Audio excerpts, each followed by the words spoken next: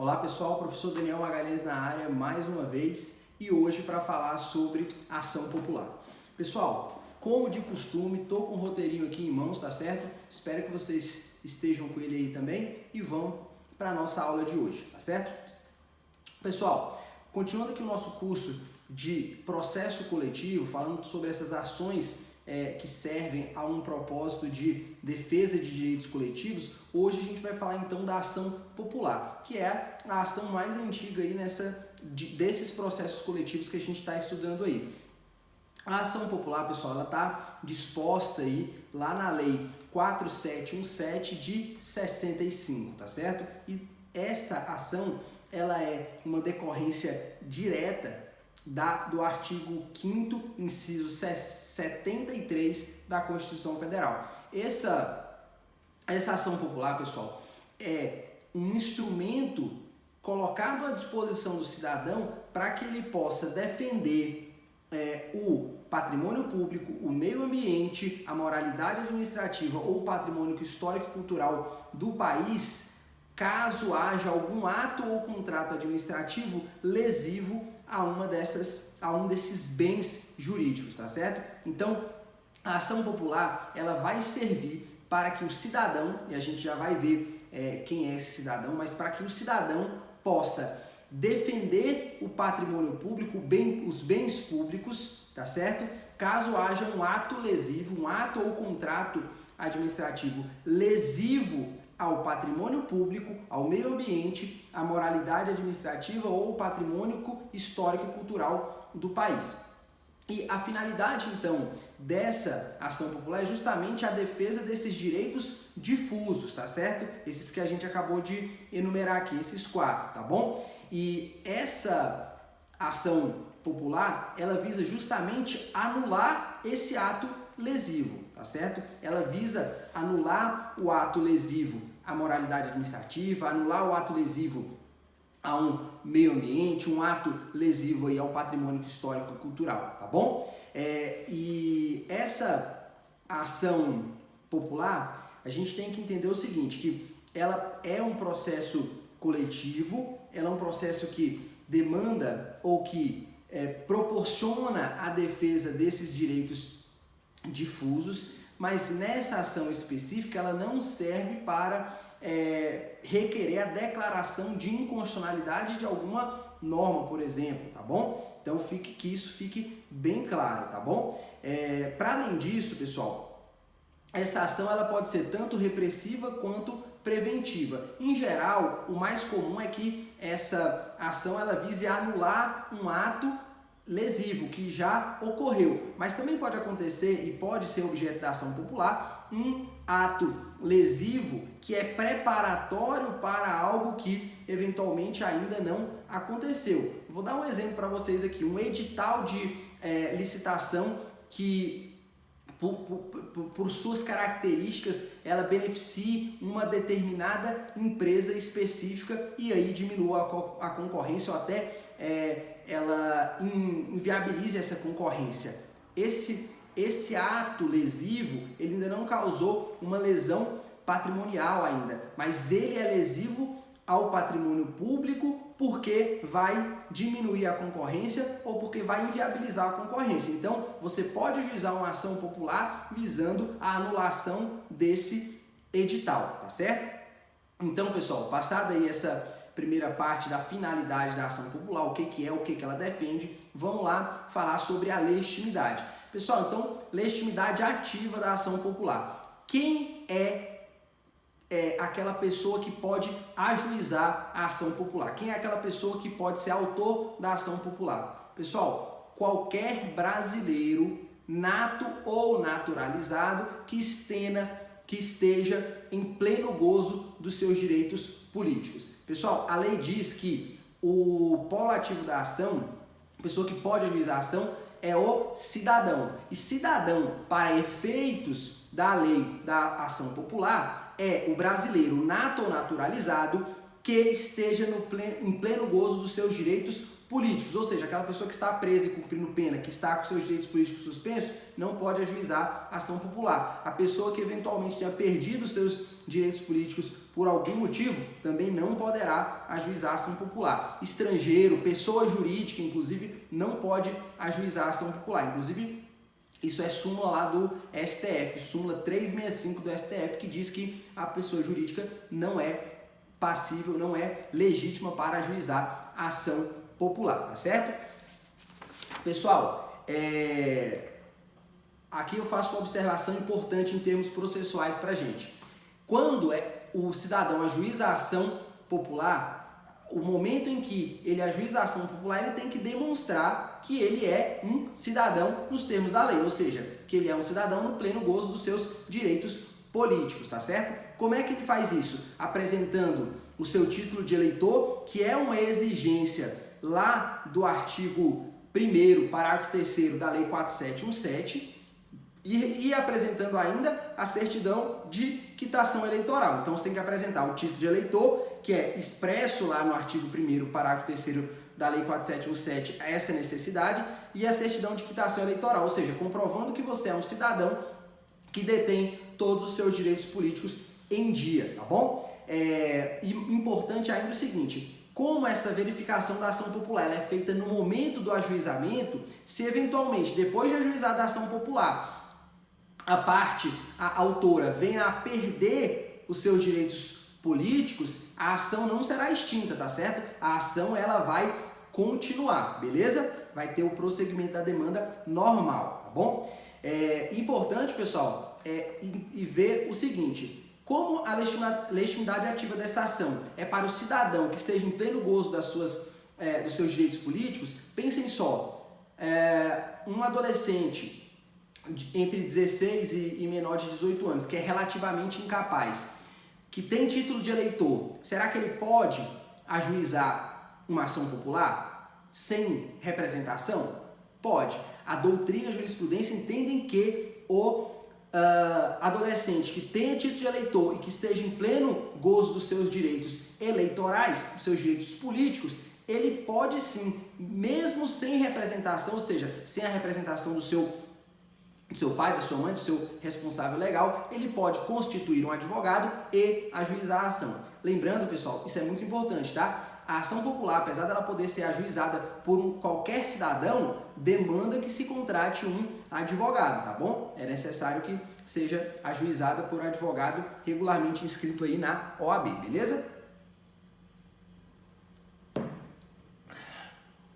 Outra coisa importante em termos processuais da legitimidade ativa, pessoal, pode haver litisconsórcio ativo aí de vários cidadãos ajuizando a ação popular, isso é bem tranquilo. E outra coisa, o Ministério Público ele não pode ajuizar a ação popular. Por quê? O Ministério Público ele tem a ação civil pública ou a ação de improbidade, ação civil pública de improbidade, para poder ajuizar uma demanda que vise defender algum desses direitos difusos que a gente acabou de falar aqui, tá? Então o Ministério Público ele não ajuiza ação popular, mas se houver o ajuizamento de uma ação popular e o autor da ação ficar inerte ou abandonar a ação, o Ministério Público deverá tomar a frente e prosseguir nessa ação popular, tá certo?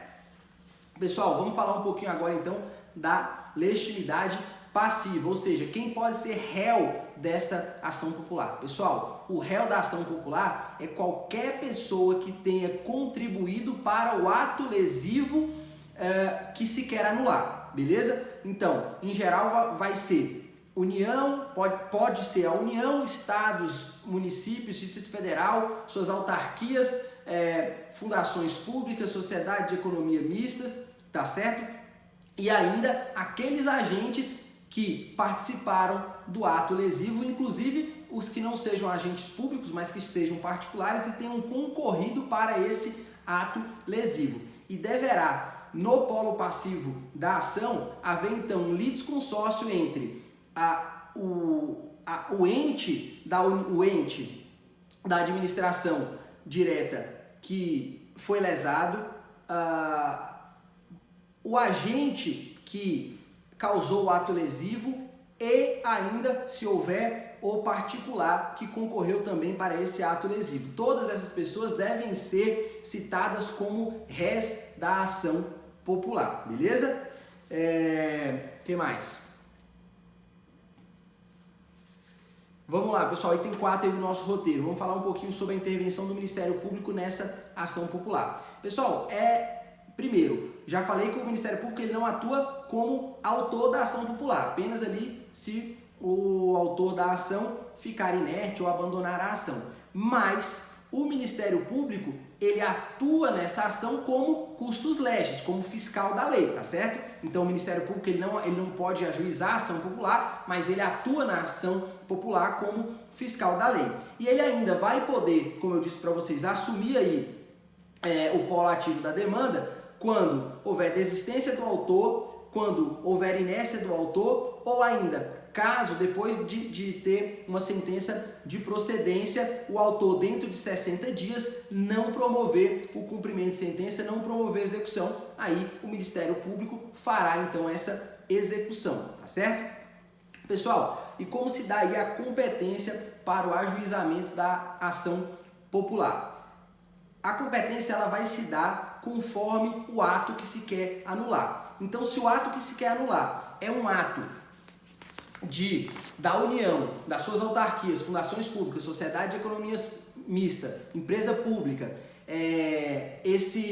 essa ação popular que visa anular esse ato vai ser julgado pela Justiça Federal, porque aí tem o interesse da União ou suas entidades aí da administração indireta, tá certo? Agora, pessoal, se o ato lesivo que se quer anular for da Justiça Estadual, do Estado, municípios ou suas respectivas autarquias, fundações públicas, empresas públicas, sociedade de economia mista, a competência será da Justiça Comum Estadual, tá bom? E aí, pessoal, se o ato lesivo for de interesse tanto da União quanto de algum Estado ou algum município, vai para a Justiça Federal por conta da competência lá do artigo 109 da Constituição Federal, que diz que sempre que tiver interesse da União ou suas autarquias, fundações públicas, empresas públicas e sociedade de economia mista, desloca-se a competência lá para a Justiça Federal.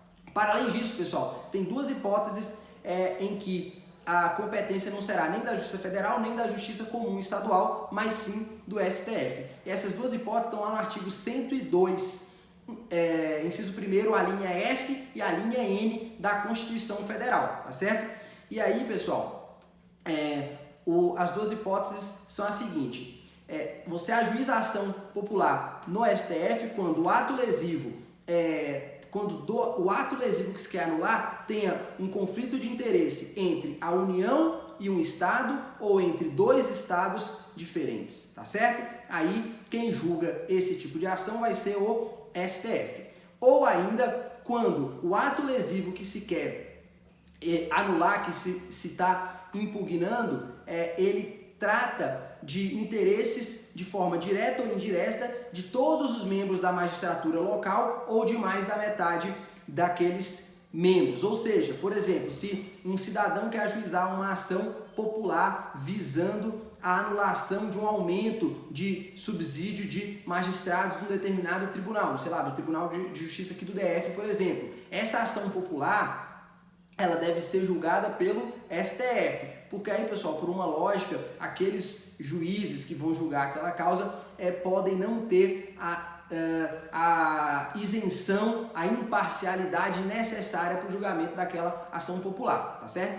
Então, somente nessas duas hipóteses, a competência será então ali do STF. Vamos lá, pessoal, e como é que se dá aí a sentença, a coisa julgada na ação popular? Primeiro, a sentença de procedência da ação popular, ela tem aí 4 características básicas. Primeiro, se ela for procedente, ela vai invalidar o ato. Segundo, se ela for procedente, ela vai condenar os responsáveis e os beneficiários daquele ato lesivo a ressarcir as perdas e danos, tá certo? Vai condenar ainda os réus nas custas e despesas do processo, bem como os honorários de sucumbência, e ela vai produzir efeitos erga omnes, ou seja, para todos, tá certo? Então ela vai invalidar o ato, os responsáveis pagarão perdas e danos, haverá pagamento de custas e honorários e ainda haverá aí uma sentença com eficácia erga omnes. Isso na sentença de procedência. Se a sentença for de improcedência da ação popular, pessoal, vai seguir aquela velha máxima que a gente já falou lá dos processos coletivos em geral. A coisa julgada será uma coisa julgada secundo eventum probationis, ou seja, segundo o evento da prova. O que significa isso pra gente? Que qualquer outro cidadão pode ajuizar a mesma ação popular com o mesmo pedido, bastando que traga uma prova nova para comprovar o ato lesivo ao patrimônio público, moralidade administrativa, meio ambiente ou patrimônio histórico e cultural do país, tá certo? Além disso, caso haja a improcedência da ação, não há pagamento de custas e honorários de sucumbência, salvo comprovada má-fé, tá certo? E além disso, pessoal, a sentença de improcedência, ela tem uma peculiaridade importante.